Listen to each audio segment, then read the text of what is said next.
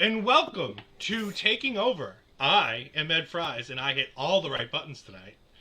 And I'm joined by my tag team partner before she abandoned me for London and for Scream and makes me cover Impact Wrestling, Astrid Pizarro. How you doing, Astrid? I'm not feeling too great, but still was a good, like a good enough episode that I felt alive for a little bit at least. How are you? I think we're both feeling a little bit better than Roxanne Perez coming out at the end of that main event. I mean, you know, you do this anyways. In the event this is something real, we hope the best for her and a speedy recovery. It looks and feels very story-ish. So I'm going to go with story-ish until I see otherwise. Do you think 3 weeks from the pay-per-view, with everybody calling out the NXT Women's Champion, because we had Isla Dawn and Alba Fire, we assume calling out the tag team champions, but potentially they could be women's champions. We saw Tiffany open the show talking about the women's championship. Lyra Valkyria was talking about the women's championship. Is there a chance that they have to have a big multi-woman match and that they're taking the title off of Roxanne Perez right before the biggest show of her career? Oh, I hope not. That will hurt me inside after tonight. No, just like having her I guess I missed it the way it happened. I know that Mako didn't do anything to her, but I missed it when when everything happened for that moment. So I kept thinking, is this maybe the ritual between Isla Dawn and Alba that's making the effect on Roxanne tonight? Because that's what I Maybe. could think about. And Barry jumping in saying, I doubt if it was really real. They wouldn't have let HBK fiddle with the mask on. I agree. Like I said, I agree. There's more than enough to say that it's a storyline. And most injuries in wrestling are storyline.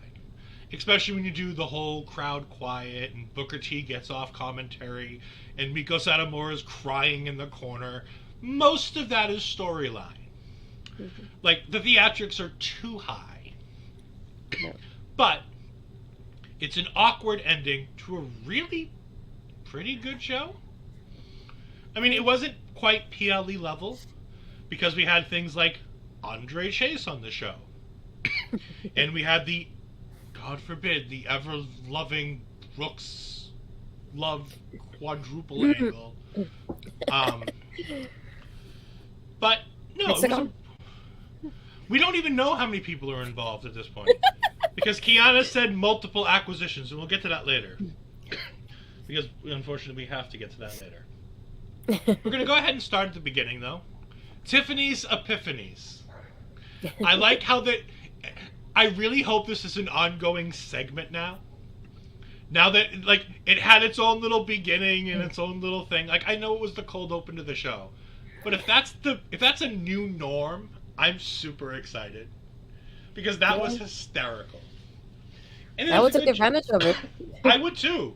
It's over. She likes it. She's good at it. And more importantly, it gave her something to do tonight, as we all know that it looks like she's heading to Stand and Deliver. To take on the women's champion, who we later find out will be, potentially, Roxanne Perez. But I like how it gives... We did this with Toxic Attraction once, in one of the summer ones, where Toxic Attraction, was texting each other and talking about all the boys and whatnot, and they ran down the card. And I like how NXT does this. It feels quicker than when WWE does it on the main roster, with getting through all the matches and the storylines. That feels really, really quick. But again, it's a great way to get her on television, to make her feel important, and for us to realize that she's a big deal and she needs to be front and center. We then move right into Tony D'Angelo versus Dominic Dijakovic, or Dijak. I asked Asher this question at the end of it, and I'm going to bring it up and see if anybody in chat wants to help me. Was Tony D'Angelo the babyface of this story the whole time? Because if so, I had no idea. I've never seen the babyface have to be the one that has the helper. I didn't realize Dijak was the bad guy. Ashley, what did you think of this match? I was like I wouldn't say like so about it. because it wasn't like one of those like Wesley kind of openers that you get and everybody like hyped up or anything like that. I feel like it was simple to the point. Um, yeah, there was nothing like that really stood out to me in that sense of it. Just more than anything, Stack sacrificing himself for Tony to get that victory at the end. But other than that, that was about it. But yeah, like when you said it's like he feel like babyface to me in that aspect of like the people were cheering for him more than Dijak, and kind of more behind him and supporting him since the match started to the end of it. So to me, he was definitely more like the babyface on it. It just like you said, it's just like when you think about it, he did have to help compared to Dijak. So it does feel strange, but it felt more like a babyface to me than Dijak did. I really actually enjoyed this match. I know I crapped on this match last week because it's one of those ambulance style matches. It's an I quit style match where you've got to do a thing. And anytime you have to do a thing in wrestling that's not just pin or submit your opponent, there's this inevitable, oh, I'm almost got it. Oh, nope, I don't get it. Like, like the car commercial with the guy with the dollar bill, and he's dragging a dollar bill around, and you almost got it. I feel like that was half this match, which again is normally a problem. But in this one, I really enjoyed it. Dijak starts out really smart, taking out Stacks from the beginning with the nightstick. And then the wrestling match happens. And every time Dijak has the advantage on the outside, he does one really smart thing every time. He goes and he kicks Stack again. But I like it because how often do you have somebody on the outside where you take them out early in the match and then you never hit them again? No, it's just like it's something. It rarely. I feel like it rarely happens. It's like you have that person there, and instead of taking advantage and taking them down from the get go, they're just standing there the whole time. They can easily come in anytime and take you over. And I like how Dijak's like, no, we're gonna end this early so we don't have to. Now, granted, Stacks continues to play a role the rest of the match, but I like how Dijak was constantly focused on attempting to take Stacks out, which is a help to the match. There's the great spot. Vic Joseph makes the Cobb County, Georgia reference. This obviously went over Astrid's head. She has no idea what it means. For those who do not remember, Cobb County, Georgia is the place where the Big Boss Man was from. So the Dijak character is similar to a Big Boss Man type of character. But they made the joke that Tony D'Angelo has the connections in that world, that he went ahead and paid some money to go to Cobb County, Georgia to help lock people in cells. I liked it, but then again, I'm a fan of the early 90s and the late 80s, and I love all that wrestling. So things like that aren't terrible to me. There's a really great spot where Dijak would have been able to be locked in the cage really early, but he's got Stacks in a headlock, and he's like choking out Stacks. And he's not trying to stop the cage from being shut. And he looks at D'Angelo and he goes, "Do it. Do it." I love that. And I love how Tony stops. And you can even see Stacks trying to reach the bars to pull it closed to just win the match. I liked how Stacks continuously throughout this match was constantly trying to sacrifice himself more than once to help Tony win. But I liked how it also gave Tony that, like we said, that babyface feel where he's constantly like, no, I'm not going to sacrifice Stacks to win the match. Barry jumping in saying, I just wonder about a jailhouse street fight. Isn't the idea of being in jail and that you're not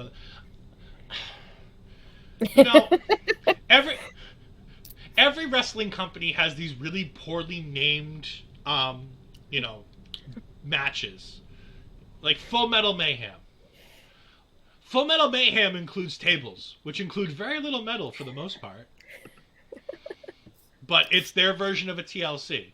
And honestly, for the people who watch Impact all the time, are we really going to complain about names of matches? And poor gimmick matches? I mean, this from the company that gave you the reverse ladder match, which, by the way, is good. I like King of the Mountain, but it's a reverse ladder match, and it's odd. The worst match, the reverse battle royal. But also, whatever that Sami Callihan named match was, Eric Young versus Sami Callihan, what was it called? The Texas two-step death match or whatever the frig it was. Also, I said this to Astrid. I want somebody in the WWE to send this to the AEW people and be like, look, you can have a hardcore match and you don't need blood. Like, this was a compelling hardcore match without the use of blood. Or forks. Like, no, you know what the funny thing is? I'm not even talking about the Texas Death Match. I'm I not know. even talking about that. Like, that's supposed to be GCW levels of bloody and awful. Like, it's supposed to be that. But, like, I'm talking about the random matches on Dynamite where John Moxley, Mhm. 2 minutes in, is bleeding. Or when FTR is Yeah. coming to the ring and they're already bloody. I don't know how they got bloodied. I just saw the photo. But I'm like, didn't they just come to the ring and grab the titles? How did they get bloody already? Yep.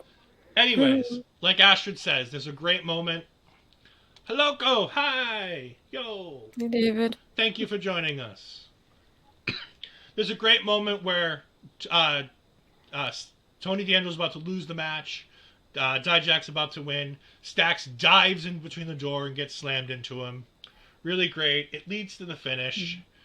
I really enjoyed this. It made both guys feel important. It didn't give me the huge back and forth vibes that you get from some of those matches. Yeah. They didn't go to the cage too many times. Hmm. They went just enough to make it work, but not like every 5 seconds they're at the cage and they're doing the, oh, is he going to do it? Which I think is great. You're always welcomed here on Taking Over, especially next week when Astrid's not here. She's abandoning me. She's Ay, abandoning ay, me to ay. my own devices. It's 1 week. You'll Next survive. week, there's nobody here to keep me in line next week, which means the Ay, show's going ay, to be ay. straight fire. We then get Mackenzie Mitchell and Roxanne backstage. I'll be honest, this is the worst promo Roxanne has ever cut. It went on forever. Forever.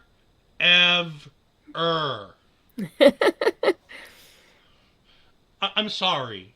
Tell me I'm wrong. Tell me this was No, a good yeah, promo. it felt like it just dragged on, and it just like at the point of like, we get it, you respect Mako, and this is just, kind of one of those matches of like going for somebody like a veteran like her. But it just like I was like, what's the point of this? She sounded so nervous too while she was saying it. Like it definitely wasn't like she wasn't in the right mindset when she did this, and I was like, okay, all For a right, let's taped move on. for a taped promo, this thing felt like it took forever, and It dragged on, yeah. it didn't go anywhere. Like, it would have been great if she would have been like, oh, I really respect Miko and I'm very excited to have this match. It's the biggest match of my life. But I got to go ahead and I got to pay attention to Tiffany Stratton and I got to pay attention to whoever's attacking everybody in the parking lot. And, all this stuff. And it's like, no, all she did is talk for 3 minutes. Yes, Barry, you're not entirely wrong. It did sound like a terrible hostage video. It's I'm like sorry. it's like Raquel, smile and tell us what we need. But like I like Roxanne. I think she normally cuts a half decent promo. She's very animated, she's very excitable, she's very nice on the microphone. She's not Now that great, I but think she's about it, what if that has to do with the ongoing story of what happened at the end too, and that's why she sounded different than usual. maybe. I thought that they were just doing a concussion angle. I mean, this is HBK and this is the same man who, him and Vince went ahead and fooled the world and tried to fool the hospital by claiming Shawn Michaels had a concussion in the middle of the ring and then had to sneak Shawn out of a hospital in the early 90s. And if you've never 'Cause I heard that wonder. story, that's a great one. I know it sounds. I don't want to say weird, but it's like weird. Like I keep going back to where Aledon and Alba were saying of like the rituals. Like, what if they started the ritual before and is having effects on Roxanne from the beginning throughout, and then I guess in the match she was okay, but then it kind of took a toll on her at the end of it, though. Maybe there's a numerous possibilities, and I'm gonna find out more next week. In 2 weeks, you'll find out more when you return from your trip abroad to the. You can go see what Pretty Deadly's all about. Ask people in London about Pretty Deadly and find out why they are Hi, how they are. paycheck. No, I would just go with Yes Boy and see what happens. Yeah. Apparently, you need to make fun of Scottish people. I mean, I wouldn't. I know Megan, and Megan's very upset. So about Gallus, being made fun of, and Scottish people in general. So I wouldn't do it. But apparently that's what you do when you're from London. That's what Pretty Deadly taught me tonight. We then get Kiana James and Josh Briggs, and this was all sorts of weird. My detective skills were on point, though, as shortly after this, I was messaging Astrid.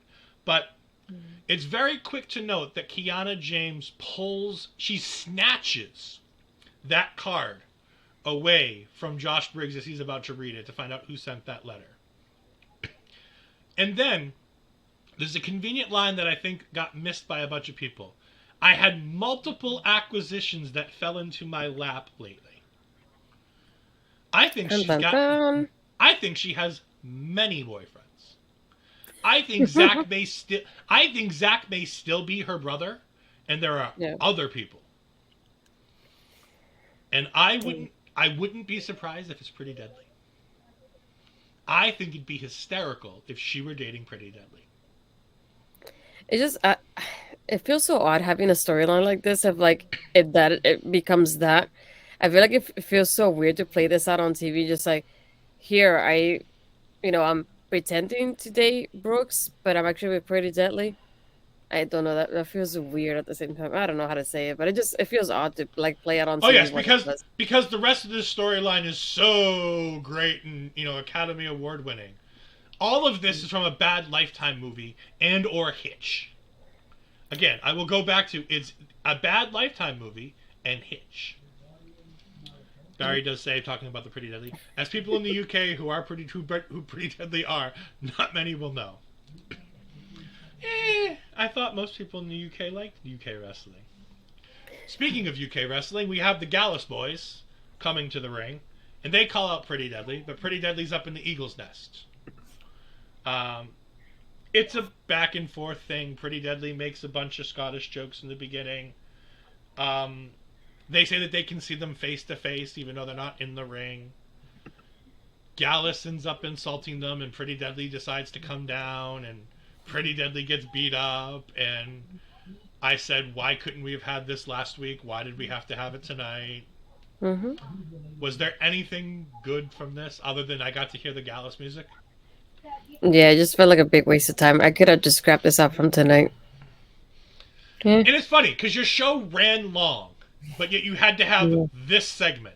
I'm like, this felt like it could have been something you could have scrapped. We'll get back to things that could have been scrapped to make the show actually run the normal amount of time in a little bit. Actually, we're going to get to it right now. Because then we have Lyra Valkyria cutting a promo. And Astrid's like, what did Lyra say about Miko Satomura? And I go, I stopped listening because it wasn't Stevie Turner talking about Lyra Valkyria. Because I care way more about Lyra when Stevie Turner's talking about Lyra than I do when Lyra talks about Lyra. I also went back and listened. She talked about her name being part of a randomizer. There's a distinct line. If you go back and listen, she talks about, is it fate or is it random? And then she says, but that's my name. And I'm like, did she just admit that WWE just played randomized name and that's what came up? Because it would make sense as to why they have Valkyria after releasing Valkyrie. But the randomizer goes back to what Stevie said before, and that's how Lyra came up as a topic on her stream. Because she had a randomizer of the women's division, and Lyra was the one that was picked. So maybe that goes back to that. Oh, that actually makes a lot more sense. Again, I had to watch the promo 3 times, and I had to keep reminding myself to give a shit 3 times. Oh, gosh. I don't care about her in the slightest. No. I really, really don't. Are you excited to see her anywhere near the Women's Championship? I was excited when I thought about the debut at first, because in the video package it was like, oh, not bad. But then after the first match, it's like, yeah, nope, thanks. There's nothing special. No, even the freaking finisher. I thought it would have been better than that. And I was like, we were having a conversation in the Call Unity the other night about, we were talking about AEW and NXT and about the differences with how the women's divisions are booked. And we were talking about how there are so many people who feel like they can be stars in the NXT women's division, and how NXT gives them the opportunity to feel like stars. Yeah. There were 4 of us in that conversation going back and forth about NXT women. Do you want to know how many times Lyra Valkyria was mentioned? None. because none of us remembered she was on the roster. I literally listed almost the entire rest of the women's roster and forgot she was there. That's how little NXT has made me care about Lyra Valkyria. But again, at least they're giving it a shot. She gets promos. She occasionally gets matches. But at the end of the day, I just don't have a reason to care. And it feels like it's the same for you. Yeah, which sucks because it's Women's History Month and we've got people going for the Women's Championship and it's like, yeah, could care less. Then it's me. I always try to find something to like in each one of the women that I see on TV. And with her, I kept thinking maybe the finisher, maybe she'll grow like to something more. But the matches I've seen so far have just been like, okay. And same thing with Stevie Turner. I was like, I'm excited to see Stevie. Only Like, seen one match and it was okay. But here's the yeah. Maybe. You figure if she was in quarantine, she could at least cut a better promo. I mean, it was slightly better than Roxanne Perez, but again, it's weird because I don't care about her. I don't care to see her on TV. And I felt like it was another 2 minutes that they could have saved and given to the end of the show. And if you take that and you take a minute off the Roxanne promo, now you've saved 3 minutes and your show's almost done at 10:10 like it's supposed to be. Yeah. Speaking of things that don't make much sense, Braun Breaker comes out with the Creeds all in matching gear. This made Astrid's little heart aflutter, I'm sure. Astrid is one of the biggest Braun Breaker fans in the world. I mean, Julius Creed fans in the world. The only thing I'm happy is that between last week and tonight, I see more personality out of Braun than the whole year he's been champion almost. Yeah, it's been great. He's had personality. It took the Creeds, the people who I used to talk about on another show that had so little personality that I thought they were going to get cut. Yep. Remember when we talked Diamond Mine in the very beginning and I talked about how if the Creeds don't develop a personality, they were going to get cut? Mm-hmm. It took them to bring out the character in the world champion. Yep. But before we can get to the match, we have Ilya Dragunov. And again, on a night of promos where this is a really good promo that I could care less about. They could have cut half of these promos tonight to add more wrestling to the show. Like, it's a fine promo. There's nothing wrong with this promo. It fits on the show. It makes a lot of sense. It's building to a match at Stand and Deliver. But I'm like, you could have saved 2 more minutes and put it on your show. And again, Ilya Dragunov is a great promo. Like, this is a good promo. And it's fine where it is. But based on the show that you had, it just felt like it could have been taken out. Mm-hmm. I promise you, the show gets better. We won't hate everything the rest of the way. I promise you. At least I will. I'm kidding. We then get to the match between the Creeds and Indus Sher. Remember how I said I was going to love things going on in the show? This isn't the part where I love things. The match felt like a clusterfuck. It never felt organized. It never felt connected. It just felt like 6 guys bashing each other. Yep. Which is fine, but the match felt thrown together like the fact that Braun Breaker was... And the funny part is, they added storyline to why Braun Breaker is a good choice in the match during the match by talking about how Braun Breaker had just taken on Jinder Mahal. Do you want to know how much I remembered of that last week? We never brought it up. That Braun Breaker makes perfect sense in this match because he feuded with Jinder Mahal. Neither one of us remembered that. And that happened 2.5, 3 weeks ago. I mean, I remember, but they should have brought it up though beforehand. I couldn't believe it took during the match for me to remember that Braun Breaker took on Jinder Mahal for the championship. And I'm like, oh, Yeah. That makes sense. We have Carmelo Hayes on commentary, and he says next to nothing. Yeah, I I really thought he was there, and I forgot what part during the match they said something about like, "Oh, Carmelo, you're here," and I was like, "He is." I think he That's came literally out what during the pic. He came out during a picture in picture. I was thinking. Why I never saw him? They never advertised him on a commentary. I was like, "Yeah, you're here," and I was like, "He's there." And I was waiting for him to say something. He's like, "Oh, he is there. Good to We have know." Barry. We have Barry jumping in. A section of the crowd was chanting for Sanga. That man should be challenged. No, no. Carmelo Hayes is the person who needs to challenge for bronze title. That being said, Sanga is a star. People like Sanga. There's a chance if they don't screw him up, and Sean's been pretty good with him.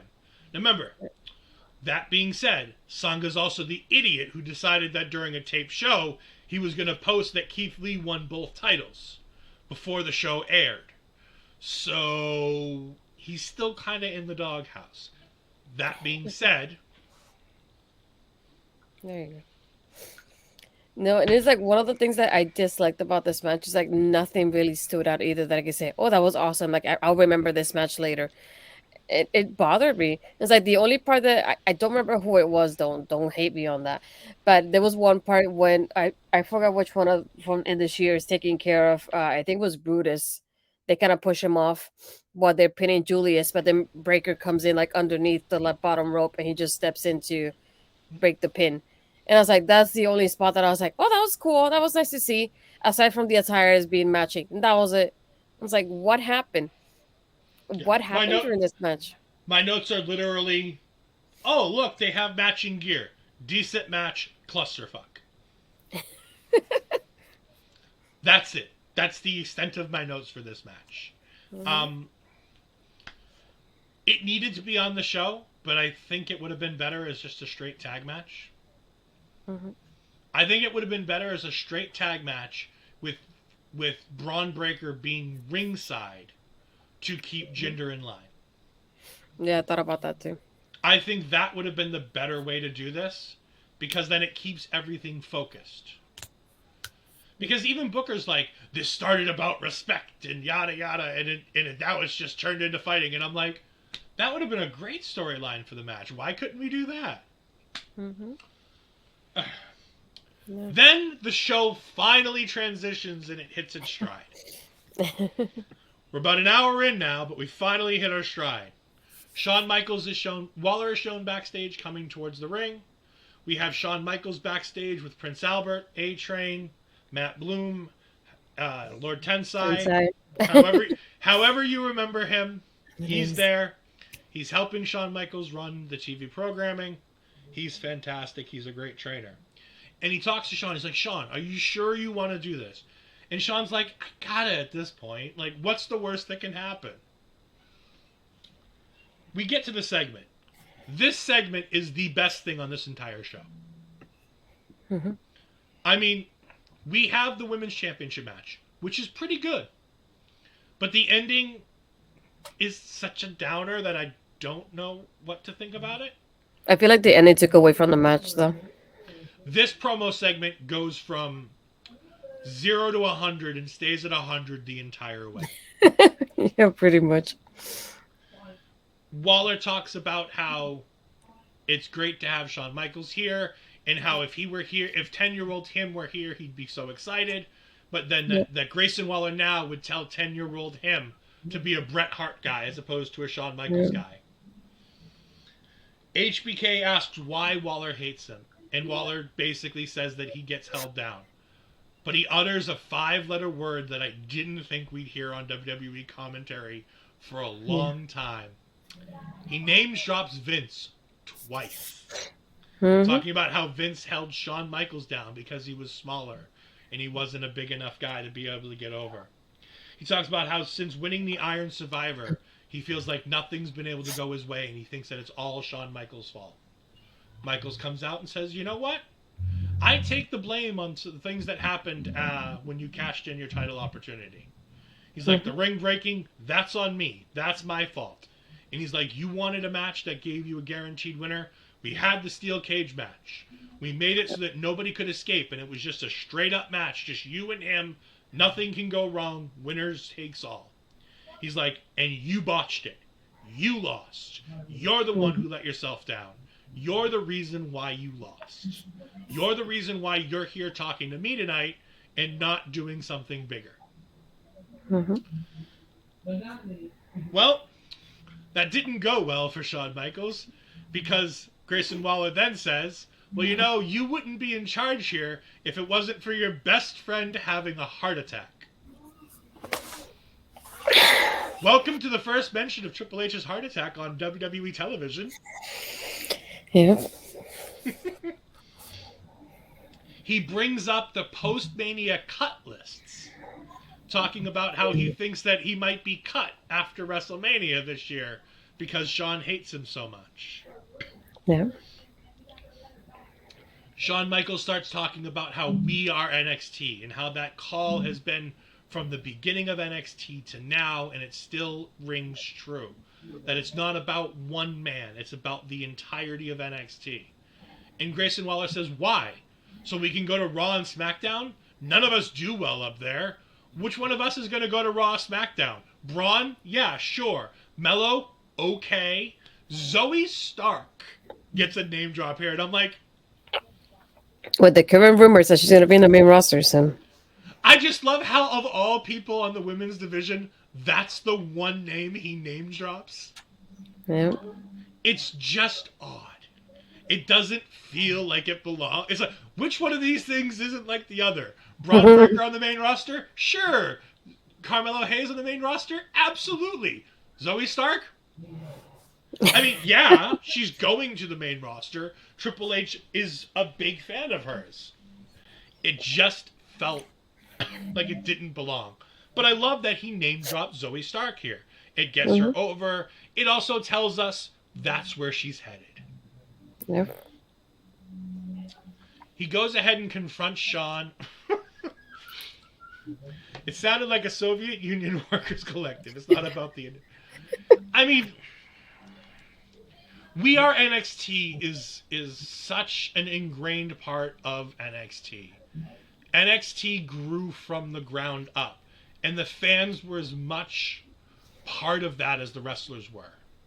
All the wrestlers knew, like Shawn said, that it wasn't about one person on the roster. It was about the entire roster. And NXT grew from a bunch of people watching it on the WWE Network because it was there and were diehard wrestling fans to going to those shows and making Full Sail University a huge hotspot, where we have NXT Grandma getting in the face of Tommaso Ciampa as he's walking to the ring, being shouted at, sworn at, and booed as his wing music because he turned on Johnny Gargano. We Are NXT is such an ingrained part of all of the NXT fans who have been around since the near beginning.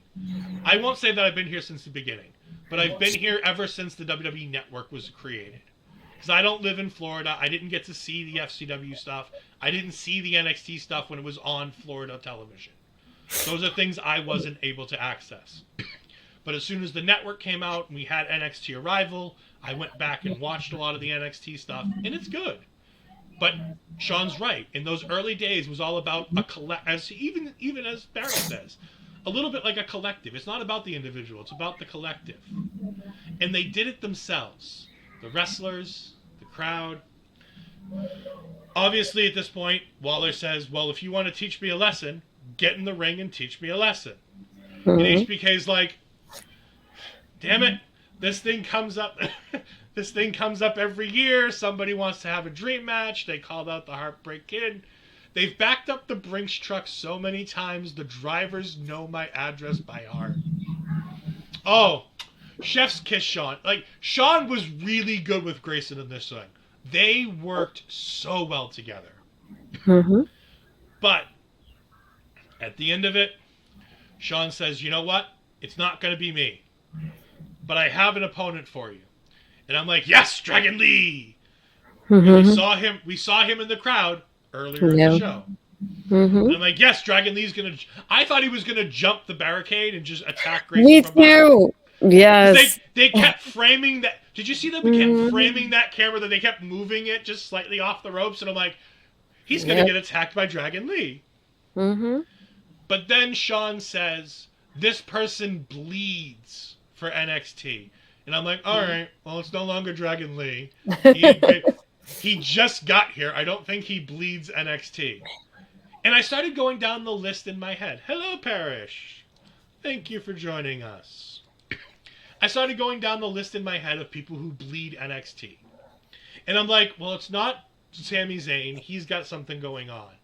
It's not Pac. He's hurt, and he's not even part of AEW right now, let alone coming back to WWE.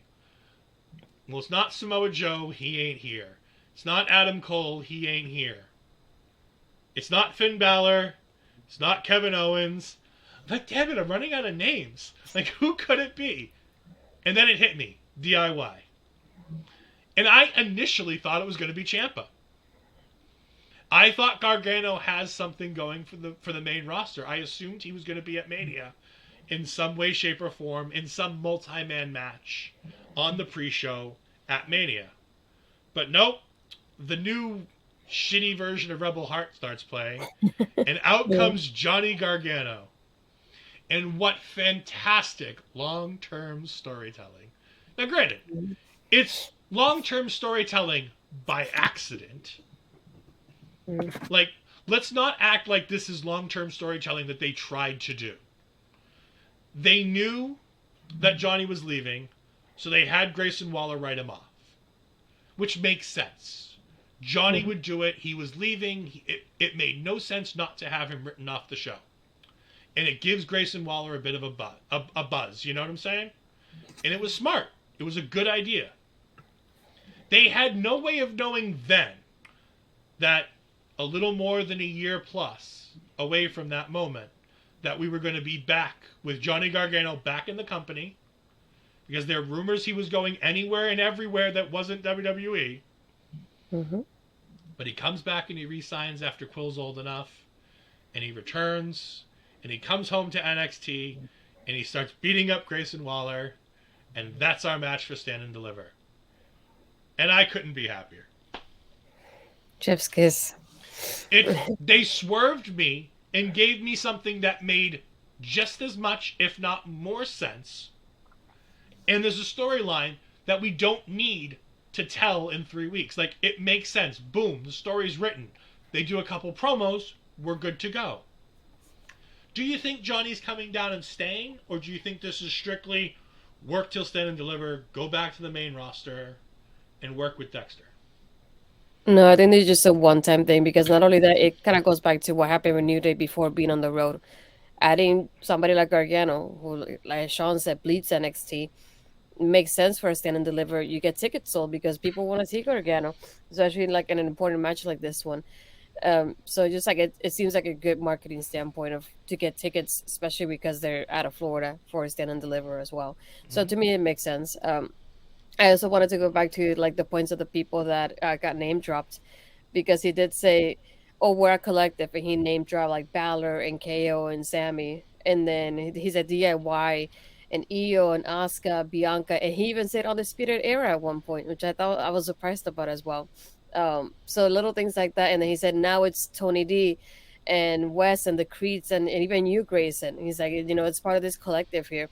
And I like how you brought that up of like the Florida stuff because I remember watching little bits and pieces here and there of FCW here in what we call the Bright House Network at the time because that's what it used to air here before. Mm-hmm. And going to like where NXT started because I was there. I was watching in those moments when it used to be on Hulu by itself, and then I was able to see Sasha Banks when she debuted, and it's like, the it was like Eva Marie versus a local competitor who ended up being Liv Morgan later on, and like little matches like that here and there that I used to watch, and to see how much these people have grown. And to see when it came to the network, I was like, I signed up the first day because I wanted to watch NXT. That was more than anything the reason why I signed up to the network. And there was those moments of like I've been enough to NXT that I feel like you're part of that growth. I've been to a live show, just in the Florida loop. I've been to takeovers, I've been to the tapings. It's like it's one of those things like you feel part of the growth of what's happening with NXT. So I'm going back to that part of like when he mentions that too. But I love having Gargano there. I just wish that Rebel Heart would have been the original one. That's the only thing that bothered me. But other than that, I feel like it makes sense for him to do it. I was hoping like Dragon Lee would jump in as well from the crowd or from the barricades. Like that would have been a great pop. And then when he said Bleach NXT, I was like, hmm. Not I Dragon see Lee. where you're going here with this. It's like, yeah, not Dragon Lee. But still, it was. I like having like being able to see him from the crowd because it's something that they haven't done in a while. Of like when the new signees come in the crowd, you can see them. So it's like I like going back to that. We have moments like Asuka was in the crowd and Keith Lee was in the crowd and McIntyre, and when they before they started into NXT. So it's like whenever somebody showed up in the crowd, you knew they were going to be part of the programming sooner or later. So it's nice to see Dragon Lee being a part of this now too. But yeah, I love this whole thing like from beginning to end. And he's keeping Dragon Lee, which I'm really surprised by. Yeah. I Yeah. thought they might change his name because you have to be a certain level of star before they let you keep your name. And I'm surprised that Dragon Lee is considered a big enough star that they're going to let him keep his name. We have Barry giving a different point of view, and everybody's entitled to their own opinion. It can Yeah. be wrong, but you're entitled to your own opinion. Johnny Boring Gargano, we haven't seen him in 15 months if you ignore all the other times that we've seen him. And you know what? I'm fine. Like, far be it from me to talk about people who aren't fans of people who make a whole lot of sense and are popular people. I mean, we've seen the list of people that I run down on a weekly basis here because I'm just not a fan. I get it. I just like having fun. But no, I get it. And like I said, Gargano, he hits a different spot for the people who have been watching the product for a while. It's the same thing that when Balor came back down and he was with the Undisputed Era. It was tying things together. When KO returned to be part of that War Games match, there are these moments in NXT that it just hits different for the people who have watched forever.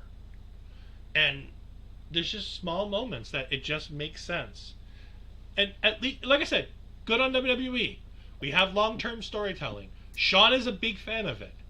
And again, like I said, by hook or by crook or by accident, you do long-term storytelling.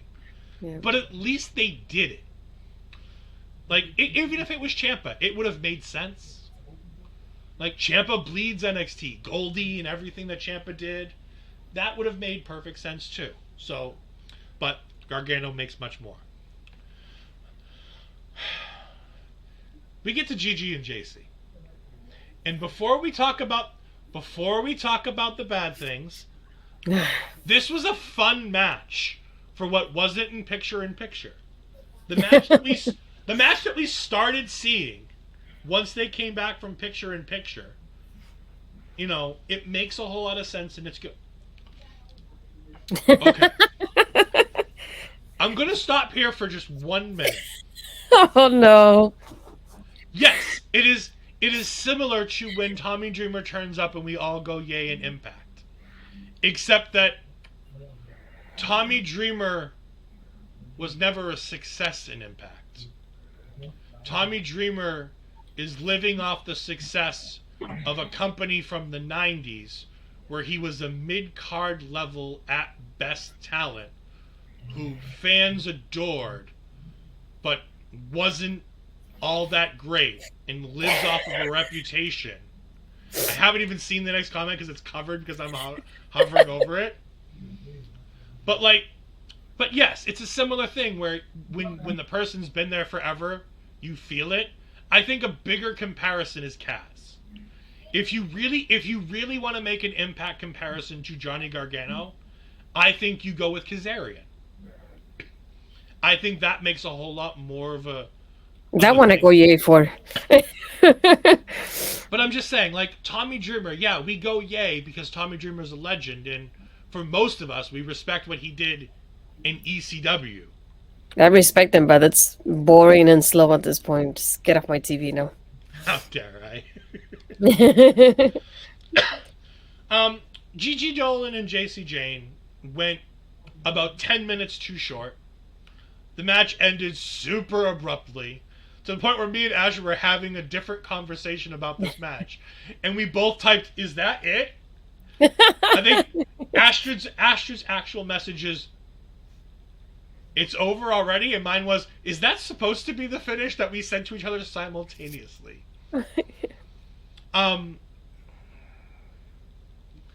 It wasn't bad,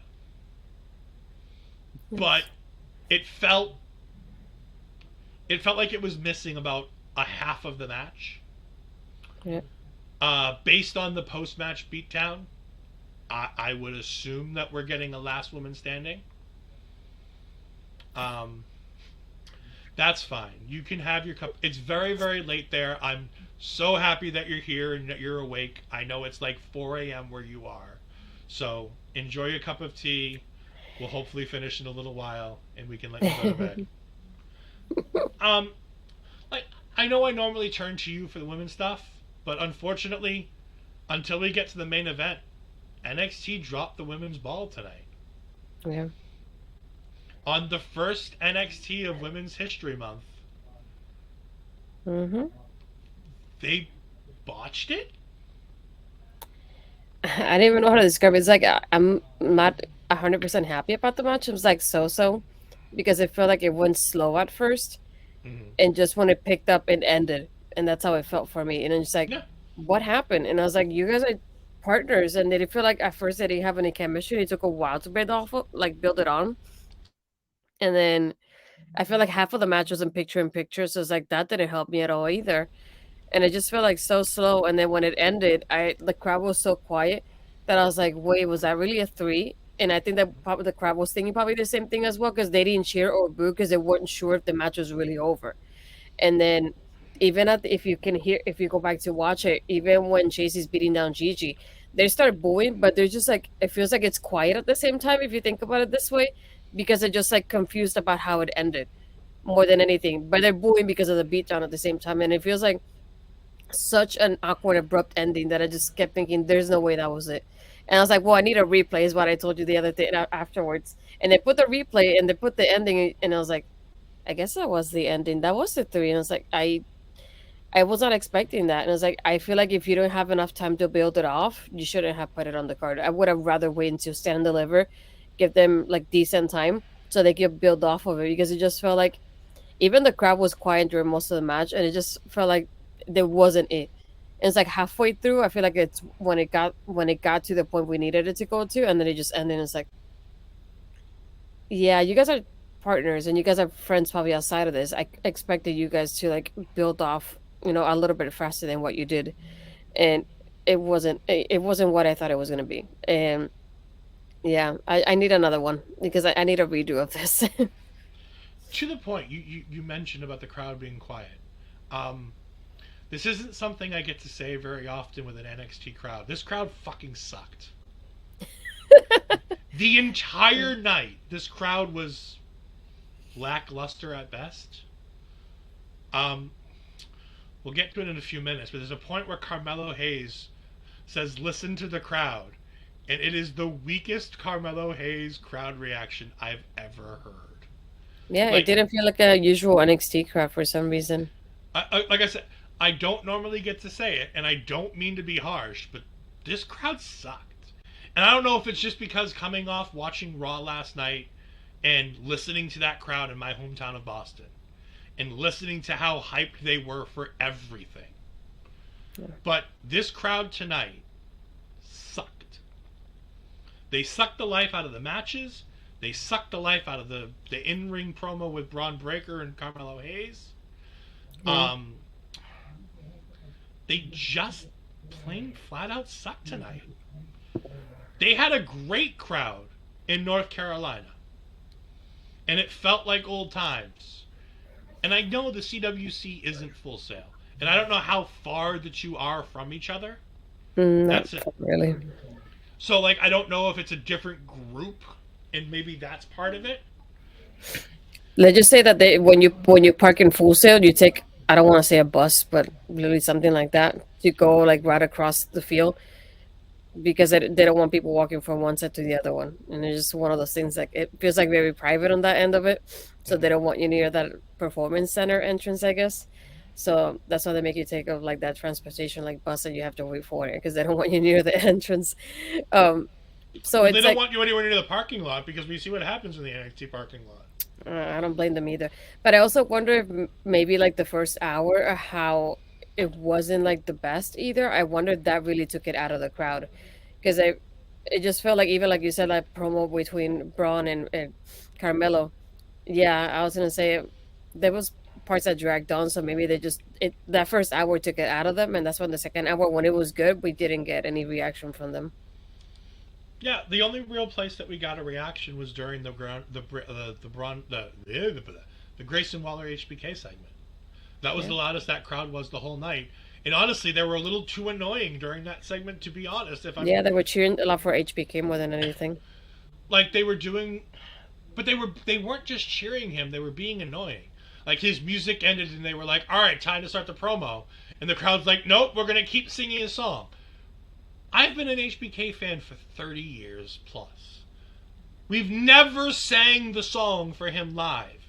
Like, just because we sing Seth Rollins' song and we sing Nakamura's music and we sing for Cody and we Yeah. sing Jackass in AEW for Judas, um, we don't have to sing everybody's music. And we sure as hell don't need to sing Sexy Boy. Because Shawn Michaels these days is anything but a sexy boy. He's old, he's beat up, he looks pretty rough, but he's still my favorite wrestler of all time. We then get part two of um, the quadrangle of love crap between Brooks and Fallon making up backstage. Briggs comes in and compliments Brooks on the roses, and Brooks goes, "I don't care what's on her desk." And you see Fallon's eyes, perk up, and I was like, "Oh, all right. There's the confirmation that they definitely didn't come from him." And Hmm. even when he walks away and he's getting ready to go on his date, Fallon goes, "I knew they weren't from him. I knew there was something going on." And Briggs agrees, but they don't know what they're going to do. When is this garbage going to end? Please make it stop.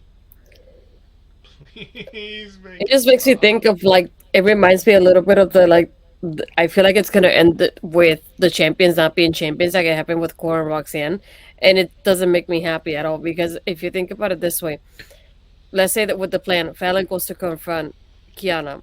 Yeah, she's like, yeah, you were right. I have, other people that I'm dating, and it's not just Brooks. So how are they gonna end up being champions and partners afterwards? Is it gonna end up with them relinquishing the titles afterwards, like Roxanne and Cora? Just like, I'm not looking forward to that either. No, so here's what I think is going to happen. In my fantasy booking world, the next 4 weeks, we have a triple threat match. It sounds like we have a threat match coming within the next week or two for the NXT Tag Team Women's Championships. Alba Fire and Isla Dawn, we'll get to them in a bit. I think I wrote down that they had a promo. Yeah, I did. It's the last of my notes before I stopped taking notes. There's a reason for that too. Anyways, in their promo, they call out two specific tag teams. I Hmm. think we get a triple threat match between them within probably next week. My best bet would be next week, and that's a number one contenders match. And I think Isla Dawn and Alba Fire win that match, and it Hmm. leads to a match of Stand and Deliver. And I think at Stand and Deliver, the tag team partners can't coexist. Alba Fire and Isla Dawn win the tag team titles, and Fallon and Kiana have their last blow off match sometime after that. That's how I see this going. But sadly, that means it's at least another month plus of this godforsaken storyline. As my By the brother way, would say, it's French garbage. It's garbage. I hated this on another network, on another NXT show, where I made shitty vignettes about being Brooks Jensen and having cheesy pickup lines. And I hate Dang. and I hated it then. And we haven't been on that network for almost a year now. Yeah. It'll be shortly after WrestleMania was when that whole thing ended. So it's been almost a year that I've hated this godforsaken storyline. And it won't go away. After this, Braun Breaker comes out and Vic Joseph has no idea what's going on. He's like, this isn't supposed to Wait, happen. and no music, by the way. Yeah, he just walks to the ring. He's got his title. He's still dressed in his wrestling cuff, in his godforsaken Creed's gear, with Braun Breaker across the belly. Anyways, he comes out and he calls out Carmelo Hayes, and he's like, "Look, we've been dancing around this for weeks upon weeks. Every time we start to get it, get this match started going, somebody comes out and interrupts. Melo comes down to the weakest reaction Carmelo Hayes has ever seen in his entire life. And I've seen this man wrestle in front of 30 people. And even those 30 people did a better job than the 200 plus that was in the CWC tonight." It's a good promo battle between the two. Braun Breaker finally feels like a big deal standing next to Carmelo Hayes, but he held his own. Like Melo, I love the fact that they didn't trash each other. This promo wasn't Mutual Appreciation Society, but they brought up a meeting right before, and ironically, this is the meeting that basically when the talent was told that 2.0 was coming. Yep. We're going to just take 1 second to bring in Noob and Co. saying that main event match is crazy. We're getting there in just a moment, but yes, we are both a little bit concerned about Roxanne Perez. I think it's a storyline, but maybe not. And I hate the storyline. With Alba Fire and Isla Dawn so much that Isla Dawn and I mean, we'll get to it in a little bit. I kind of like the two of them together. I think it's a whole lot of fun. And honestly, they're the best wrestling witches in wrestling, especially consider we have Taylor Wilde on Impact. I knew that was coming. She pretends to be a witch, but she does nothing witchy. She just looks at fucking... This is all the witchy stuff she does.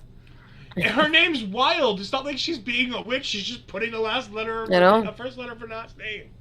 Anyways, Braun Breaker and Carmelo Hayes. It's not much, like I said, it's not a Mutual Appreciation Society.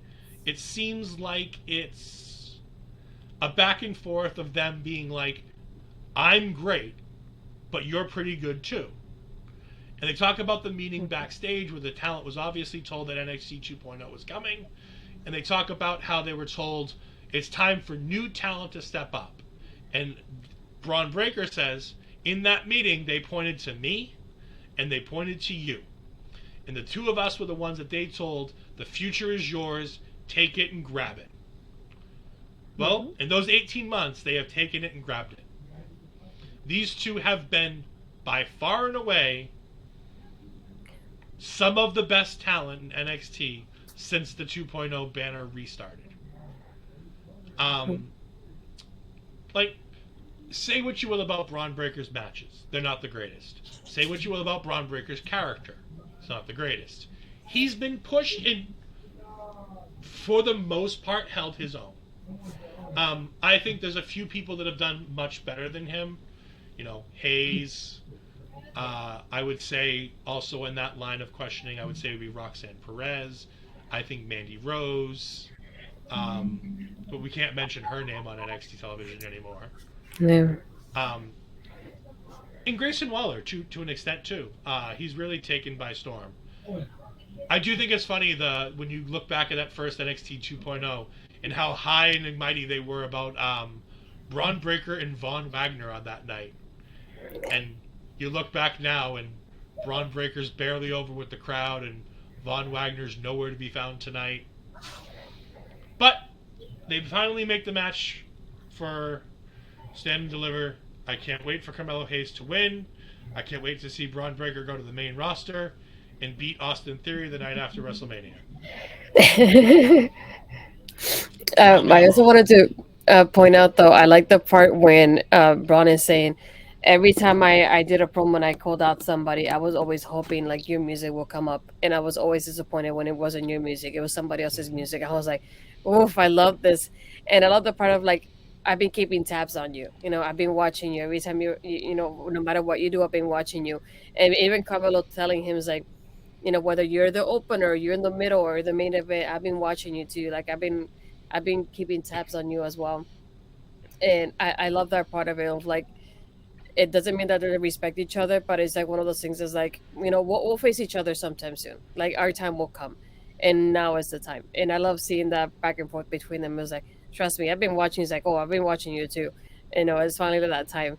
But I love more than anything that aspect of what he says. I was disappointed when it wasn't new music that, that never came when I was calling out for challengers. But I'm glad it's happening now.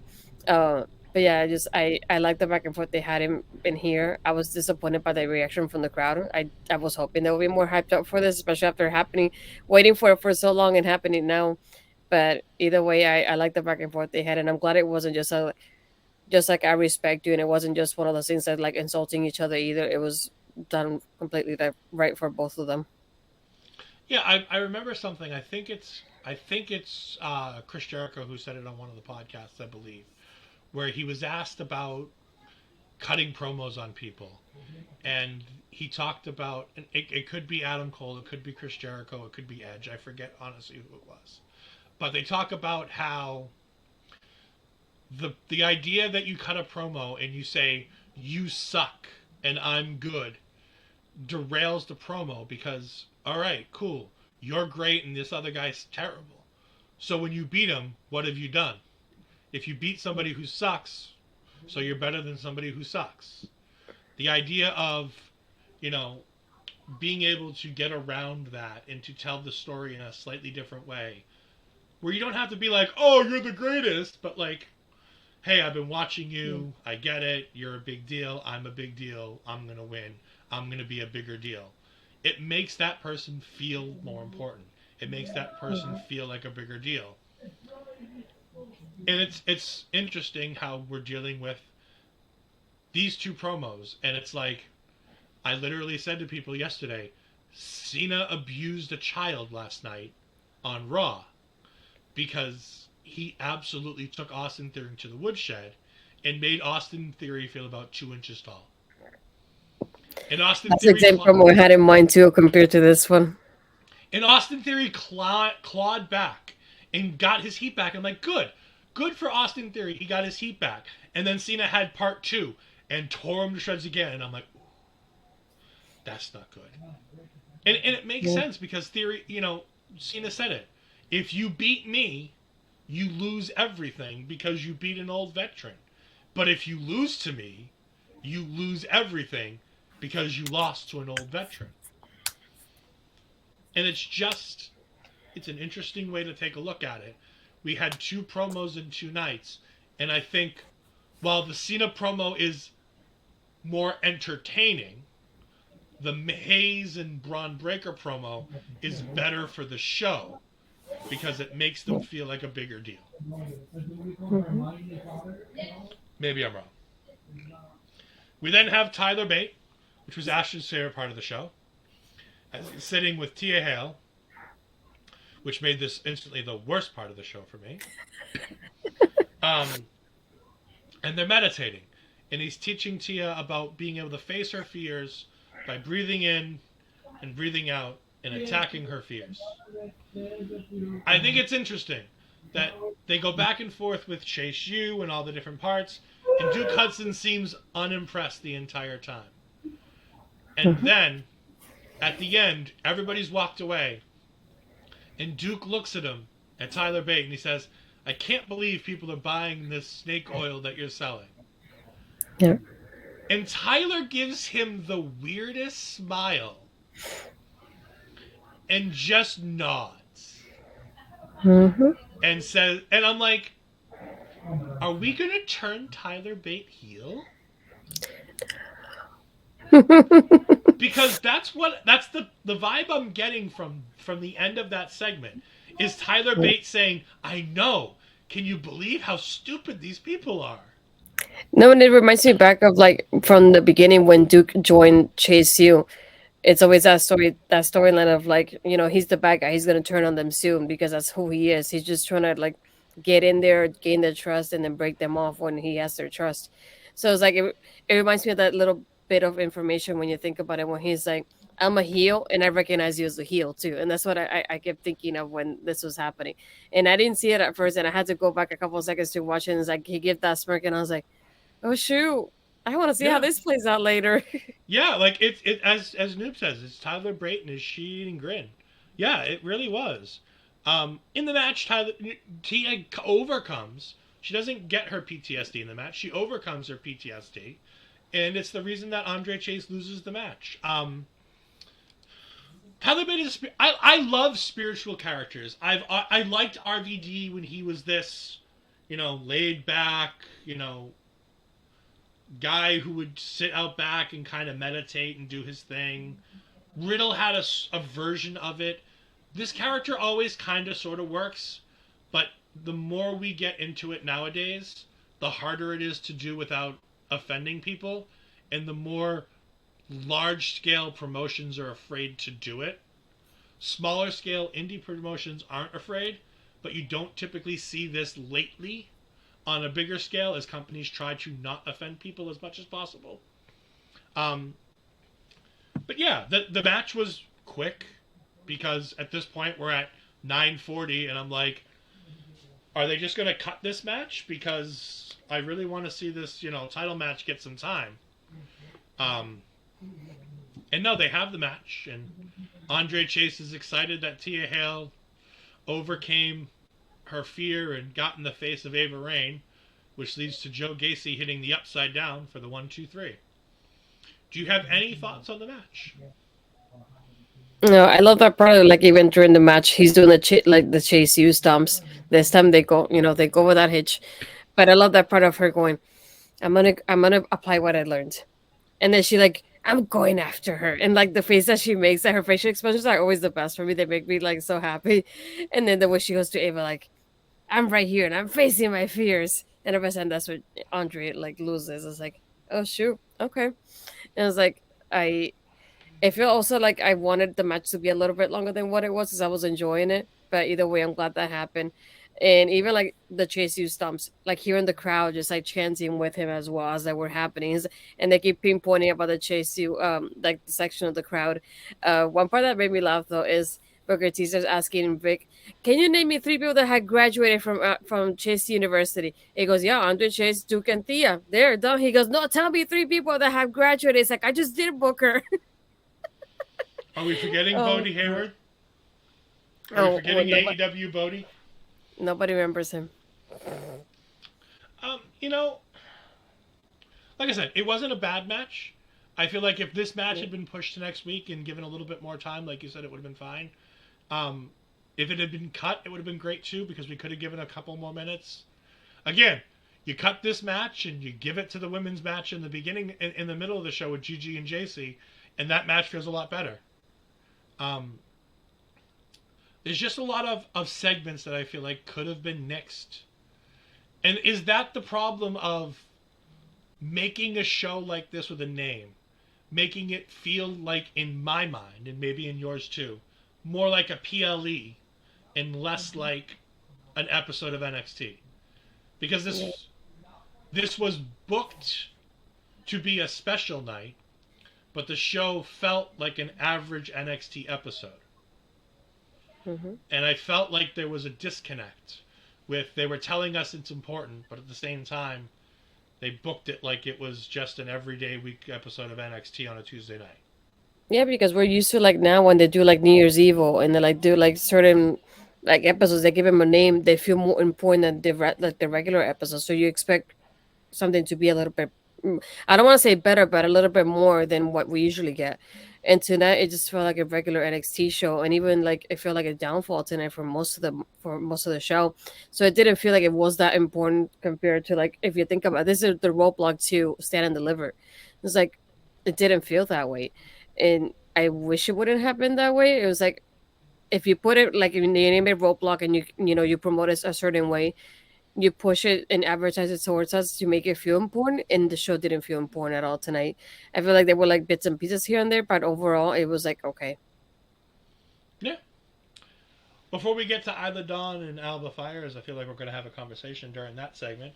I want to go ahead and tell you that if you need to get rid of the roadblock in your life, go to rogueenergy.com and use the promo code OLEPODS to get 10% off your order, or you can just scan the lovely QR code right underneath Astrid's finger. Rogue Energy has a ton of flavors that give you a nice boost of energy. It's a shake, it's a rehydration drink, it's all kinds of different products for all kinds of different methods. It's safer than most other energy drinks. It's less sugar, more natural ingredients to go ahead and give you that feeling that you need to really get going without having the negative side effects of a thing like a Monster or what drives Astrid most days, either Red Bull or Starbucks, it goes ahead and just gives you that natural feeling. I thoroughly enjoy my watermelon flavor. I know Mel really likes the orange. And there, say her name and she shall appear as if she's Joe Hendry. Mel Ball Collins, thank you for joining us. And also, good evening to Bobby Munson, our video brother, as he jumps in.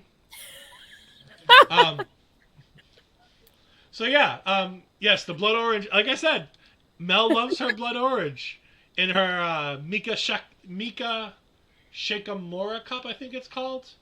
Her and Andre have a special name for the shaker cup that they got from Rogue Energy. But again, you can find all kinds of different things at rogueenergy.com. Use the promo code OLEPODS to get 10% off your order.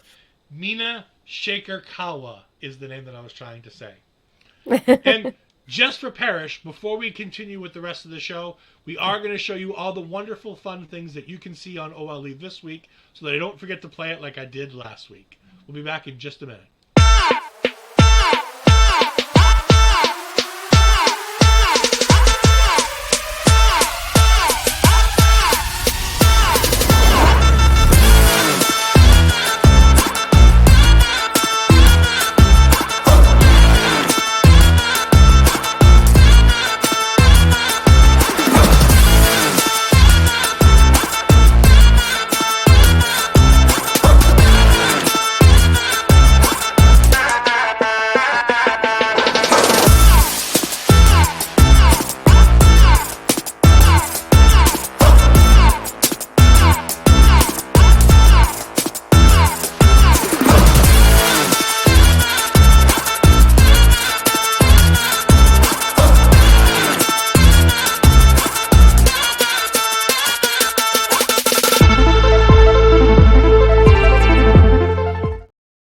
So yes, there are all kinds of fun things coming from OLE podcasts coming up in the next 30 days.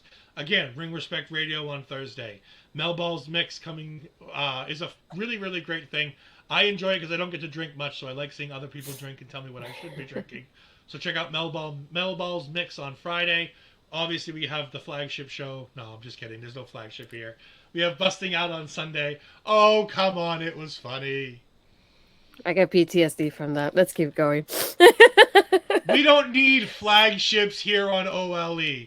We'll save that for some other crappy stations that need flagships.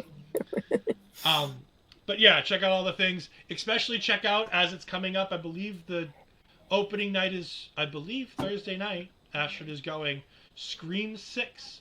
So you can go ahead and catch the first episode of Killer Cuts on the YouTube channel with Bobby Munson and our own Astrid Pizarro as they talk about Scream franchise and the ghost-faced killer. And there might even be a surprise appearance from somebody else on that show. Trust me, it's not me. Don't worry about it.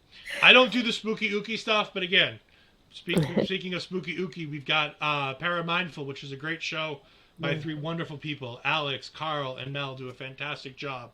It's not my cup of tea. I don't like the spooky ooky. I don't watch scary movies. I especially don't watch them at night before bed. Nope. Can't do it. I'm a scaredy cat. I'm sorry. So then we get the Isla Dawn Alba Fire video package. And I'll be honest, I watched this promo about 3 times. Mostly because they kept showing Isla Dawn. Yep. Calm down. She's so pretty. So that's why you needed your inhaler earlier. Got it. Well, no, I couldn't take the inhaler after the promo because I had to take it before the show.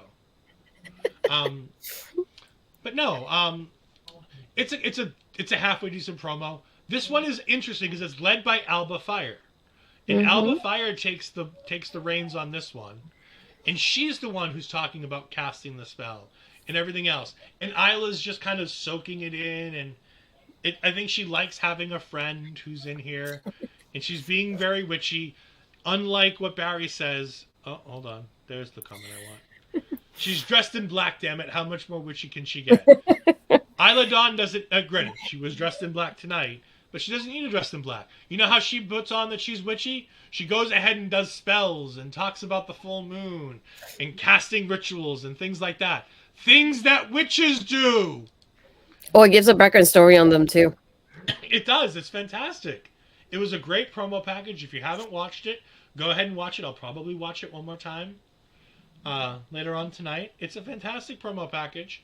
But again, it sets up the fact that they talk about how Katana and Caden are barely holding on as a tag team Hmm. because of things falling apart between the two of them, and how Tatum and Ivy weren't ever even a tag team to begin with, and Yeah. that they're going to fall apart shortly too.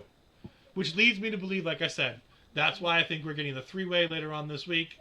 Um, and that's how, not reading that one, and that's how we get to the women's tag team title match at Stand and Deliver. Your thoughts on Isla Dawn and Alba Fire and all of the No, fascinating and wonderful I things? think like this one, like you said, it was interesting. The album was the one leading it more than anything. Yeah. I love the fact of like how they talk about the tag teams and specifically when they say it's like, oh, there's barely any harmony between Ivy and Tatum, and they show up about what happened with the match, and when they talk about Casey Square, they they show them when they lost the titles too. So I think it'll be interesting to see going forward how they decide to do it, whether they do the three-way network contenders match or if they do maybe a four-way and then they include the champions there too. So I'm just interested to see how it moves forward. But yeah, I like the promo there. Yeah. I think I'm going to regret asking this, but talking about magic-y stuff, why do fortune tellers walk funny? I don't know, but Barry will tell us in just a moment. All right, so here's where things go into Ed's memory banks to figure out what happened the rest of the show.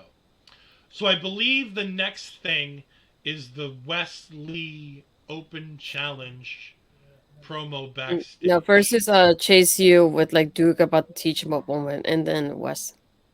Okay, all right. Before we get to that, because they have crystal balls. All right, it's actually pretty good. I like that. I might use that later this week.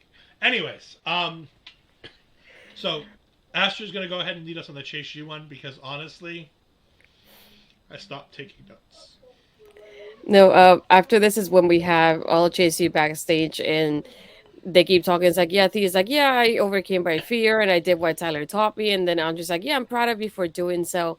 And then Duke is like, are you freaking kidding me? Like, you just lost the match, but you're focusing on her and her fear. Like, why? It's like, why? He's like, I got a teachable moment for you. And he's like, we're an institution of losers. He's like, who gives an award for somebody who wins one match? Like, really? That's how it goes. And I like those parts of like Thea and she's like just staring at him like, ew. Tell us how you really feel. But no, it's like I like that part of like he brings up, that actuality that we've seen with Chase U so far, and the way they just react to it was like he's like, why are we focusing on that? Focus on the fact that we lost. We need to pick back up and get that win, and we didn't get that tonight. It's like, why are you focusing on her overcoming her fear of all things? So yeah, I thought it was interesting that he pointed out the realities between the group. Yeah, it's interesting. I've always loved Duke Hudson's involvement here. The first couple of weeks I was concerned. I'll admit I was a little concerned the first couple of weeks, but it's felt really good and it's felt like a great natural progression to get Duke to being so pissed off and irritated. Because I think Duke felt like this could be a way for him to get some easy wins, and now he's realizing that not only is he not getting easy wins, but he's losing more than he ever has, and he's getting irritated and he's getting frustrated. That makes a lot of sense. Anything that makes Tia Hale look like an idiot is great with me. Um, so yeah, and then after this, we then had the Wesley promo package backstage with Mackenzie, Yep. where he announces that he's going to do another open challenge, to which Mackenzie seems irritated. She doesn't seem to want him to do another open challenge. Axiom comes up and says that he wants to take the open challenge, but he wants to announce it now so that he doesn't have to worry about fighting everybody. And Wesley says, well, look, you can have the open challenge as long as you're the first person to the ring. Guess who's not going to be the first person to the ring on Tuesday night? Excellent. So, what do you think Wesley's plans are for Stand and Deliver? Because honestly, I could care less about these open challenges. I think the only thing that matters now is Stand and Deliver. I don't know. I feel like he doesn't really have anybody like a clear path to anybody. It's not like we said with like Aladon and Alba Fire going after the tag teams here. He hasn't really mentioned anybody like that or given any hints of like who he wants to face, unless they hold off on like Axiom cannot answer the open challenges, and then he's like, you know what, I'm just gonna call my shot and we'll go instead and deliver 1-on-1. But other than that, there's no really like focus on that. The other one that I would like to see will be like I want Dragon Lee involved in this somehow. That's the one I'm thinking is like Dragon Lee, Wesley. Who's gonna be the better Lee? We got Barry saying Wesley's really improving on the mic. His character's a bit in. I agree. Wesley's doing really good work, considering he's been a tag team guy most of his career, and all of a sudden now he's been thrust into being a single star. He's likable. He's a little on the annoying side for likable, but he's likable, and his mic skills aren't bad. He draws me in when he talks, which is the most important thing because as we've talked about tonight, Roxanne Perez made me want to turn my TV off. Lyra Valkyria constantly wants to make me want to turn my TV off. Wesley at least makes me want to continue watching what he's doing. Noob says that Axiom better use his powers to stop time. That would be a good use of his powers. I actually like that. That would be fun. I'm going to take an idea slightly off of our friend SCW Steve as I watched his predictions for the match card for Stand and Deliver video the other day. And if you want to go see that, search SCW, the wrestling channel, on YouTube. He is a fantastic person. He's a friend of both me and Astrid's as we've done multiple videos. And we have another one coming up in the near future that we have to record later tonight. But no, he suggested another multi-man person ladder match for the NXT Championship at Stand and Deliver. And I think Dijak versus Stax versus Tony D versus Axiom versus Wesley versus Dragon Lee makes a whole lot of sense to pay-per-view. Nice. I think it honestly does exactly what it needs to do. It gets a bunch of these guys on the card. Most of them are all in the same story. Like we've got that chunk of Wesley and Stax and Tony and Dijak, which makes a lot of sense. And then you have the Wesley and Axiom thing. And then, like I said, I think a ladder match debut is just a great place to just kind of toss Dragon Lee in and let him kind of do his thing and make a name for himself without having to win or lose and just not win the title. And we can just move on. And then Dragon Lee will be established and we'll see what we get with Dragon Lee because a lot of people haven't seen him. I used to watch a bit of Ring of Honor, so I know a little bit about what we're expecting to see with Dragon Lee. It's going to be fun. It's going to be great. He needs a manager because I don't know how well he speaks the English. I'll be honest, I don't know if he speaks English. So it will be interesting. Parrish jumps in, and what if WWE brings back Leo Rush, but he's used to be a manager for Wesley? I don't think Wesley needs a manager. I wouldn't mind Leo Rush back as a manager. I think a lot of people gave Leo Rush a bad time because of the Bobby Ashley stuff, where he kept pointing to Bobby's butt and calling him Bobby Lashley. But Leo Rush is great on the mic. He doesn't want to wrestle anymore, so it makes a whole lot of sense. I think if you're going to give him anybody, I would have given him Von Wagner. If we're really talking about people who for Leo Rush to manage, I think Von Wagner is somebody who could use a manager. I think it'd be great because I think you could have him have a different manager than Robert Stone and have a compelling story between him and Robert Stone about Robert Stone trying to get him back as a client. I think that could be interesting. Mm-hmm. We then find out what's going to happen next week, which is the Open Challenge, and then we're going to go ahead and get Johnny Gargano speaking his mind next week, which means we're going to see Grayson Waller attack Johnny Gargano. And then Gallus versus Pretty Deadly, and there's also Apollo versus Dabba-Kato. Yep, none of which are going to have clean finishes, and they're all going to lead to rematches at Stand and Deliver. Am I wrong?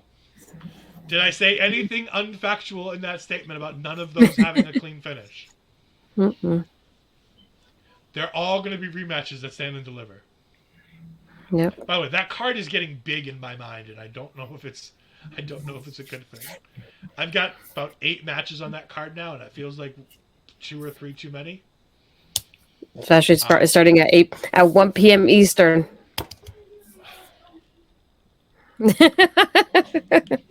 Let's do it right here and now. Would you rather do a watch along, or would you rather do a review? Then you're calling me out like this. Would you rather do a I'll watch think along? about it. All right. Let me know before you leave for London. Oh gosh. Parrish is jumping in and saying he'll do a watch along with us. Maybe the watch along is the right idea. I have another person who I think might be interested in a watch along. I think we could do a combined stream. I think it might be fun to do a watch along with my friend Tom Collarhue, as Tom and I have done NXT watch alongs in the past. So maybe that could be something to do. We have Noob and Co jumping in saying Johnny Wrestling is getting back at Grayson Waller. Yeah, the Stand and Deliver card is looking great. The confirmed 2 matches are Johnny Wrestling and Grayson Waller, and obviously Braun Breaker versus Carmelo Hayes. I think we're getting the women in JC Jane and Gigi Dolan are having a last woman standing match, because they keep talking about a last woman standing match. So that's why I assume we're getting that. I also think that we're getting a women's championship match. It looked like it was going to be Roxanne versus Tiffany. It might be something different depending on how the storyline plays out post the main event, which we're about to talk about right now. But yeah, there's definitely some interesting things that have to happen. Yeah, Barry, that is an idea for things we can do with Von Wagner. But I think if we have Von Wagner leave, I just wouldn't have him come back at all. HPC Too Sweet, thank you for jumping in and joining us. We greatly appreciate you jumping in every week. But now we're at the main event. This was a really great match. I'm going to hand this over to one of Roxanne's biggest fans, the natural, Astrid Pizarro. Who? What do you mean, who? You! I've watched Ladies Wrestling Showcase. I've heard you talk glowingly about this woman on multiple occasions. Well, good to hear you're watching. This one, the only thing that annoyed me though is that it started and not a few minutes into it, and it went to a picture-in-picture. And I was like, "We just started this match." It's like I want to see it. I don't want to have it on a tiny screen. But other than that, I feel like I like more than anything the story here of like Roxanne learning from Mako. We had those moments of like she countered her in like multiple occasions, and it was nice to see like especially with the Texas strength, the way she was going back and forth, and then she did a kick up at the moment, and the crowd was like she had a good crowd reaction to it. But I love moments like that she was able to counter her, because it shows her like she learned from the training that she had with Mako, and she learned that she learned Mako's moveset there. So I love those little bits and pieces that we had through the match about it. I especially love the part towards more like the end of the match of like when Mako starts striking her, and you think like Roxanne is down, but she turns around, she's all fired up, and she's like, keep going at it, keep hitting me. But to me, the other thing I like the ending also felt kind of abruptly in the end, because it felt kind of similar to GC and JG and GG. The way it ended, because I feel like it came out of nowhere and then it was done. I was hoping it would be like more of a clear ending. I definitely looked to the side and I missed what happened with Mako and her, and I just saw her on the ground. I was like, what the hell happened? I have no idea. I had to go back and watch that little bit.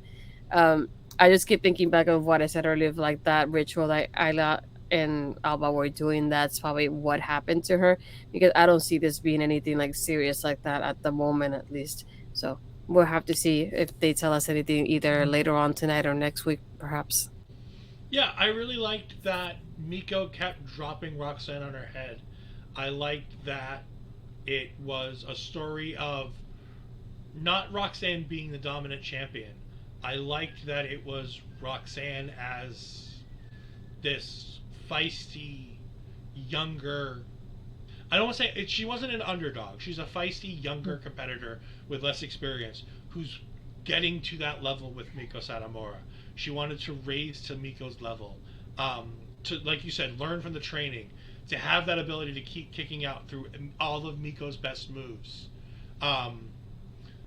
When Miko goes ahead and reverses the pop rocks on the outside, and then goes ahead and hits the scorpion kick on the outside, and go ahead and rolls her in for Roxanne to get her leg on the ropes.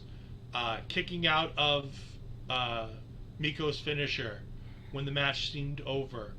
Lots of good near falls in this match. Lots of great storytelling of Roxanne getting to that next level. Learning from Miko, learning from the training, and earning Miko's respect. They protected Miko so heavily in this match, which is ironic because if anybody can just eat a loss for the sake of a loss, isn't it Miko Satomura? Like, the woman's a 30-year veteran and one of the most respected women's wrestlers in the world. Like, so respected that Sasha Banks, when she left WWE after WrestleMania to take her mental health break, she specifically went to the New Japan dojos to train under Miko Satomura before Miko ended up coming to the States to work for WWE as part of the Mae Young Classic. Which I think is ironic because that's the one match Sasha Banks wants to have worldwide, and now the only way she can have it is if she comes back home, which is kind of funny because I don't think she's ever coming back home, and it just makes me smile and laugh because it's all this terrible bad fortune. That being said, this was incredible. It was the main event that should have been the main event. I don't feel like Astrid mentioned it, and I kind of disagree. I like the finish being a quick roll up out of nowhere, because at least at that point, the match felt over. Like, yes, that was a surprising finish to the match, but I don't feel like it came out of nowhere like the match needed another 5 minutes. The match was the perfect length, and it was just the right time to end the match. Mm-hmm. I felt like there was a couple times where it could have ended before that, and it would have made sense if you're going to put the title on Miko. Everything felt right about the way that match ended. And then the post-match happens. And that felt weird. Because Roxanne gets presented with the belt from Miko Satomura, and she's still sat on her bum. Like, she hasn't been able to get herself to her feet. And Miko's like, alright, well, let me pull you up and we can go ahead and do the respect thing. And they start doing the respect thing, and they do the hands up, and Roxanne just collapses. Just falls down, goes boom.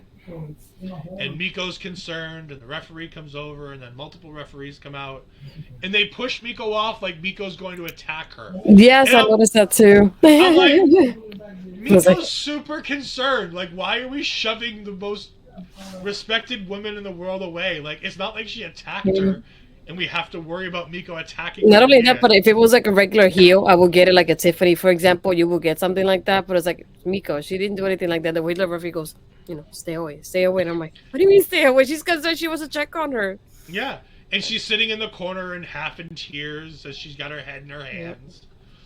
I mean, it is what it is. It's the finish of the match. But like I said, I like that the women got the main event, and they had a main event worthy match.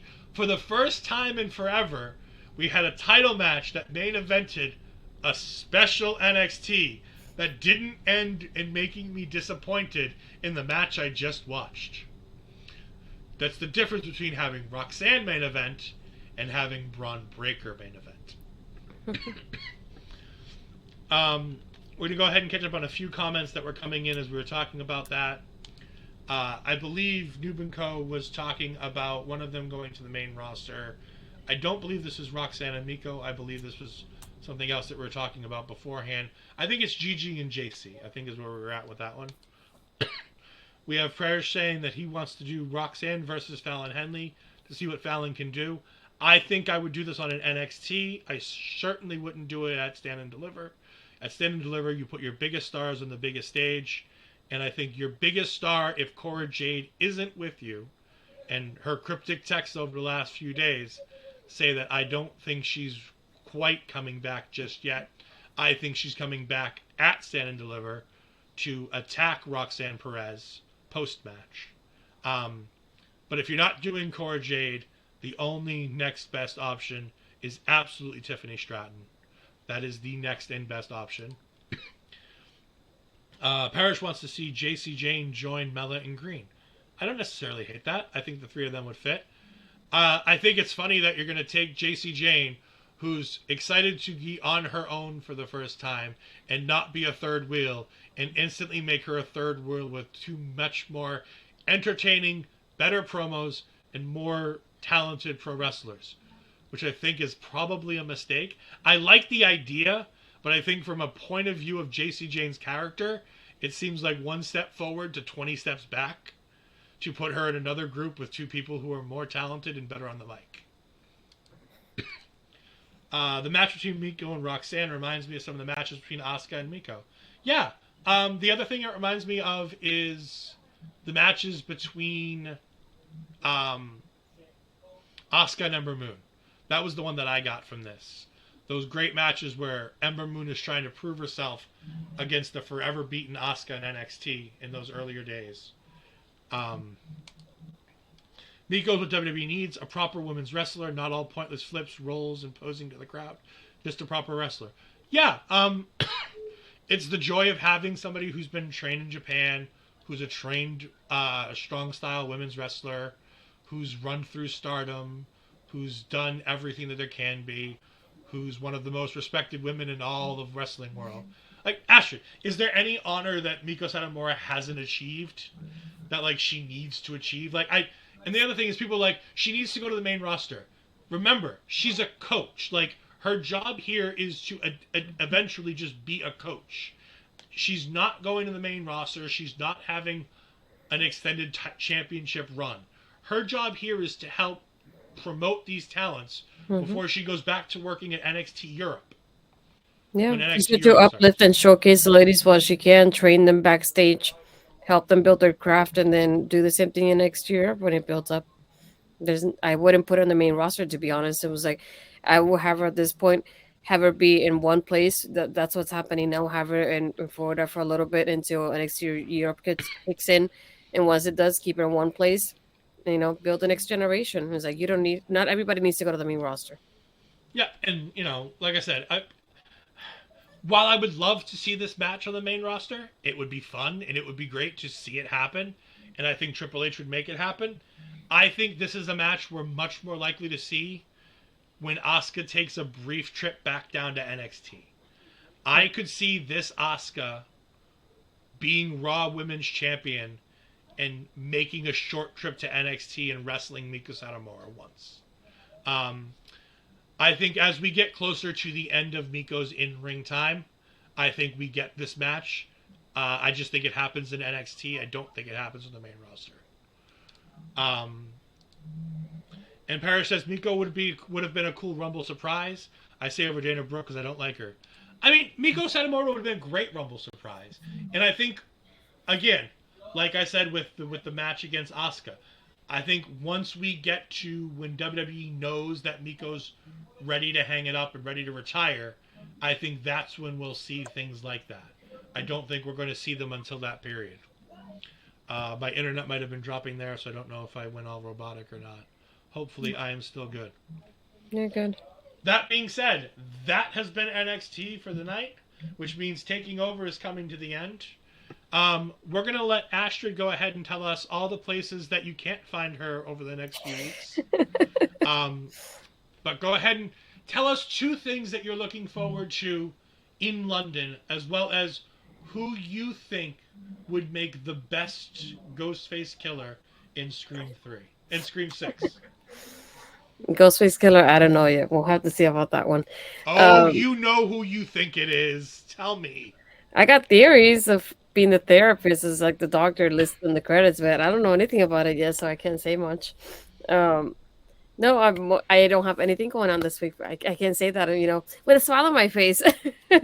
No, you can find me mostly on my Twitter, my Instagram. That it's like right at the ticker there. Yeah, I will not be here next week. I will be celebrating my birthday in London, but I'll be back the week after. So hopefully Ed will, have the show afloat when I have a show when I come back.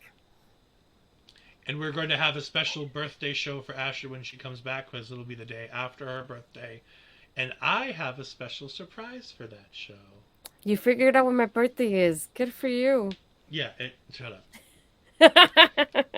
You can find me down here on Twitter at EdFries12584. You can find me on Twitch at EdFries2002. You can find me here on our local establishment. Next week, the WWE 2K23 game comes out. I will have access to it on Monday. I am unsure as to whether or not I'm buying it on PC or if I am buying it on PlayStation. Either way, I will be streaming some GM mode. I will be doing my own me versus the computer GM mode. However, there are plans in the works for an OLE my GM mode that are in the works that I can't quite announce just yet, but I've had some chats with some people, and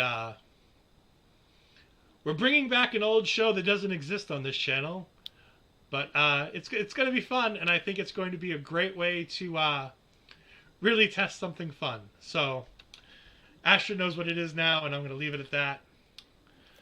For me, Ed Fries, for the natural, Astrid Pizarro, London bound, this has been Taking Over. We will see you next time. Have a great day. Bye-bye.